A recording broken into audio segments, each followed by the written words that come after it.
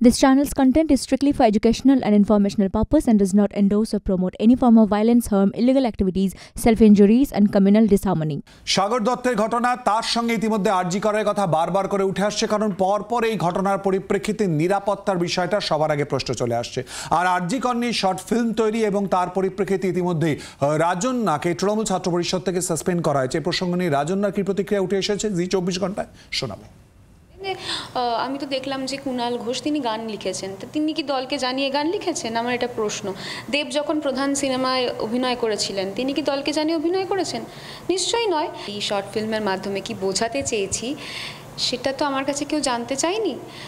তার আগেই এরকম আমার সাসপেনশন এসেছে। তো আমার মনে হয় যখন বোঝাতে পারিনি তখন আমি আমার শর্ট ফিল্মের মাধ্যমেই বোঝাই। নির্ধারিত সময় 2 তারিখ রিলিজ হচ্ছে।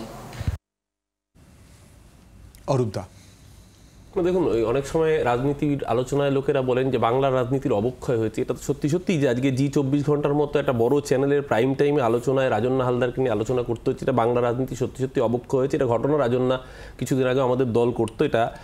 আর দ্বিতীয় কথা, উনি যেটা বললেন যে কুণাল ঘোষ বা দেব যখন সিনেমা করেন বা গান লিখেছেন তাদের পারমিশন, প্রশ্নটা হচ্ছে যে তারা যেই বিষয়টা নিয়ে এখানে উত্থাপন করেছেন সেই বিষয়টা ইতিমধ্যেই সুপ্রিম কোর্টের বিচারাধীন।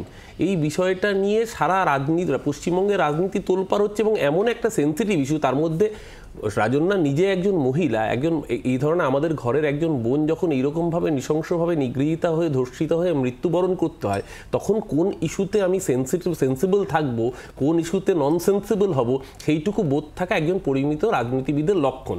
মোস্ট আনফর্চুনেট টু সে তিনি সেটা দেখাতে পারেননি, তার জন্যই দল সঠিক সিদ্ধান্ত নিয়েছে তাকে বহিষ্কার করে। এখন বহিষ্কৃত হওয়ার পরে এই ধরনের কথাবার্তা বলে বাজার গরম করে বাজারে থাকতে চাইছেন, সেটা ভালো কথা। কিন্তু আমাদের ওই খারাপ লাগছে প্রথমে যেটা দিয়ে শুরু করলাম সেটা দিয়ে, যে বাংলা রাজনীতি নিশ্চিতভাবে অবক্ষয় হয়েছে। অবক্ষয় না হলে জি 24 ঘন্টার মতো চ্যানেলের 8টার প্রাইম টাইম শোতে এতক্ষণ সময় এটা নিয়ে অপচয় করতে হতো না, রাজনৈতিক আলোচনা করা যায়। থ্যাংক ইউ আমাদের চ্যানেলে এই জায়গাটা একটুখানি স্মরণ করিয়ে দেওয়ার জন্য, এবং অনেক ধন্যবাদ অবশ্যই করে। কিন্তু কোন বিষয়টা নিয়ে আমরা আলোচনা করব বা ঠিক কোন পথে প্রবাহিত হবে এটা তো একেবারে এডিটোরিয়াল পলিসির না, আমিও সেটাই বলছি, আমিও ধন্যবাদ জানিয়ে সেটাই বলছি। শত্রু না, আমি ঘড়ি দেখার চেষ্টা করছিলাম। জি 24 ঘন্টা এনাকে নিয়ে বেশিক্ষণ আলোচনা হলো নাকি গত বছর 21শে জুলাইয়ের মঞ্চে নিয়ে বেশিক্ষণ ভাষণ দিয়েছিলেন? খুব সম্ভবত 21শে জুলাইয়ের মঞ্চে বেশিক্ষণ ভাষণ দিয়েছিলেন। আমার মনে হয় ঘুরিয়ে অরূপদা মমতা বন্দ্যোপাধ্যায়কে তিরস্কার করলেন, যে বাংলার রাজনীতির মান কোথায় নামিয়ে এনেছেন বলুন, যে এই সমস্ত ছোলার ডালকে 21শে জুলাইয়ের মঞ্চে তুলে ভাষণ দিয়েছেন। কিন্তু দেখুন, যাই হোক, আমি এই আলোচনার মধ্যে যেতে চাই না, ওদের দলের সিদ্ধান্ত ওরা নিয়েছে। আমরা তৃণমূল কংগ্রেস বলতে বুঝি মমতা বন্দ্যোপাধ্যায়কে, অভিষেক বন্দ্যোপাধ্যায়, ববি হাকিম থেকে শুরু করে ব্রাত্য বসু, মদন মিত্র, যাদের সৌগত রায়, এরা নেতা। সে আমি তার পক্ষে হই বিপক্ষে হই না কেন, আমি কাকুলি ঘোষ দস্তিদারের দুটো কথার আমি বিরোধিতা করতে পারি, কিন্তু এরা পলিটিক্যাল স্টেক হোল্ডার। এই সমস্ত ছোলার ডাল কী করলো না করলো এদেরকে নিয়ে আমাদের কোনো মাথা ব্যথা নেই। আমি আমার দলের দিক থেকে বলতে পারি উই আর নট কনসার্ন। ব্যক্তি আক্রমণের ঊর্ধ্বে উঠে আমরা কথা বলবো। হ্যাঁ, বটেই তো। অঙ্কন, এই অবক্ষয়ের কথাটা যেটা বলা হলো, অবক্ষয় তো সূচনা দিয়েছে তো বা প্ল্যাটফর্ম দিয়েছে তো তৃণমূল কংগ্রেস। 21শে জুলাইয়ের মঞ্চে যে জায়গাটা অরূপদা পাননি সেই জায়গাটা এই ধরনের মহিলাদের দিয়ে দেওয়া হয়েছে। এবার তার মানে অবক্ষয়কে উস্কানি দেওয়া হয়েছে তৃণমূলের পক্ষ থেকে। এবার সেটা এখন ব্যাকফায়ার করলে তাকে নিয়ে এখন গালমন্দ করে লাভ নেই। আমি বক্তব্য রাখতে চাইছি এই যে এনার বিরুদ্ধে ব্যবস্থা হতে পারে, কিন্তু মদন মিত্র, কামারহাটির বিধায়ক, সাগর দত্ত মেডিকেল কলেজ হাসপাতালের সাথে ওতপ্রোতভাবে যুক্ত, তিনি বলেছেন যখন বারবার মানে গতকালই সংবাদ মাধ্যমকে বলেছেন যে এই বিরূপাক্ষর বিরুদ্ধে আমি প্রশাসনকে জানিয়েও কোনো ব্যবস্থা করাতে পারিনি। তার মানে বুঝতে পারছেন মদন মিত্ররা কতটা অসহায় রয়েছে, শাসক দল কতটা অসহায় রয়েছে।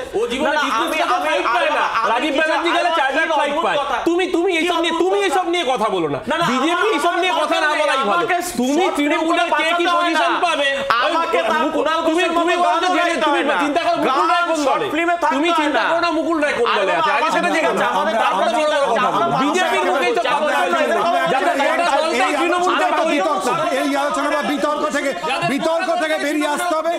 বিতর্ক থেকে বেরিয়ে আসবো, বেরিয়ে এসে আবারও এই নিরাপত্তা প্রসঙ্গ নিয়ে আমি প্রত্যেকের কাছে খুব সংক্ষেপে কার্যত এক লাইন করে জানার চেষ্টা করব যে এই জায়গা থেকে বেরিয়ে আসার রাস্তা কি। সম্পাদিক, খুব সংক্ষেপে প্লিজ, অর্থাৎ নিরাপত্তা সুনিশ্চিত করা। প্রথমত আমি একেবারে পরিষ্কার করে বলে দিতে চাই যে সরকারের যদি সদিচ্ছা না থাকে, যে দপ্তরগুলো এর সঙ্গে যুক্ত সেই সদিচ্ছা যদি সরকারের না থাকে, সেই দপ্তরগুলোর স্বরাষ্ট্র স্বাস্থ্য দপ্তর, তাহলে কোনোদিনই নিরাপত্তা সুনিশ্চিত হবে না। এবং সেখানে পুলিশকে নিয়োগ করার ব্যাপারে আরো অনেক সিরিয়াস হওয়া উচিত। তাদের ওই কয়েকদিনের ক্র্যাশ কোর্স করানোর মতো ট্রেনিংও করলো, তারা তার সঙ্গে ডিউটিও করলো, এটা করে পুলিশ ট্রেনিং হয় না। সদিচ্ছার কথা বলছেন সম্পাদক প্রিয়ঙ্কর, কি প্রত্যাশা খুব সংক্ষেপে প্লিজ? এই আলোচনায় যে পয়েন্টগুলো উঠে এলো সেটার কয়েকটা ব্যাপারে আমি আগে হাইলাইট করতে চাই। উনি যেটা বললেন পাবলিক কানেকশনের কথা, আমরা অভয়া ক্লিনিক করছি, আমরা অভয়া ফ্লাড রিলিফ ক্যাম্প করছি এবং জুনিয়র ডাক্তাররা WBJDF এর পক্ষ থেকে সবার আগে সেখানে পৌঁছে গেছে। ওয়ে আউট শান্তিপূর্ণভাবে ওয়ে আউটটা কোথায় দাঁড়িয়ে? এই শান্তিপূর্ণভাবে ওয়ে আউট গভর্নমেন্টকে প্রপার SOP, যেটা শতরূপদা বললেন 100 জনকে ম্যানেজ করতে গেলে 3-4টে পুলিশই যথেষ্ট যদি প্রপার SOP থাকে। নিরাপত্তা অঙ্কন দেখুন, সত্যি কথা হচ্ছে হলো রাজনৈতিক ক্যান্সার এটার কারণ। যতদিন স্বাস্থ্যমন্ত্রী পুলিশ মন্ত্রীর চেয়ারে মমতা বন্দ্যোপাধ্যায় থাকবে, এই আইওয়াসগুলো হবে, অনুব্রত মণ্ডলের সিকিউরিটি থাকবে, ভাইপোর নবজোয়ার যাত্রায় 2000 পুলিশ থাকবে, কিন্তু দুর্ভাগ্যজনকভাবে স্বাস্থ্য পরিকাঠামোয় কোনো নিরাপত্তা থাকবে না, পুলিশ কর্মী থাকবে না। দেখুন, সব দলের পক্ষ থেকে আমার মনে হয় আমরা সবাই সমবেতভাবে আবেদন করছি এবং করা উচিত যে আপনারা এরকমভাবে কারোর বিরুদ্ধেই নয় এবং ডাক্তার বা হেলথ স্টাফদের বিরুদ্ধে এরকমভাবে তাদের গায়ে হাত তুলবেন না। এটা অমানবিক, বেআইনির থেকে বড় কথা অমানবিক। কিন্তু সরকারকেও আমার মনে হয় এই প্রশ্ন নিজেদেরকে করতে হবে যে কেন একদল মানুষের এই কনফিডেন্স চলে আসছে যে আমি এত চারদিকে ঘটনা ঘটছে, ডাক্তারদের উপর অত্যাচার নিয়ে এত কথা, রাত জেগে আন্দোলন চলছে 1.5 মাস ধরে, তারপরও গিয়ে একদল ডাক্তারকে মেরে দিচ্ছে ভয় না পেয়ে। এটা কেন হচ্ছে? ডাক্তারবাবুদের উপর আক্রমণ কোনোভাবে বরদাস্ত করা হবে না, তাদের বিরুদ্ধে যথোপযুক্ত অ্যাকশন নেওয়া হবে। কিন্তু তার সাথে সাথে এটাও মাথায় রাখতে হবে পশ্চিমবঙ্গ পুলিশ ডাক্তারবাবুদের পাশে রয়েছে। এটা উড়িষ্যার পুলিশ নয় যে আমরা একেবারে শুরু করেছিলাম যে প্রসঙ্গে বা যে প্রশ্ন নিয়ে, যেটা একেবারে মৌলিক জায়গা অর্থাৎ নিরাপত্তা নিরিখে প্রত্যেকের নিরাপত্তা সুনিশ্চিত করার জায়গার দায় অবশ্যই করে কিন্তু থেকে যায়। আর এই নিয়ে যেমন আমরা আলোচনা করছি, কিন্তু রিফ্লেকশন অর্থাৎ পরিণতি কি হয় সেদিকেও কিন্তু আমাদের অবশ্যই করে নজর থাকবে। বাংলার আওয়াজ, বাঙালির আবেগ, জি 24 ঘন্টা।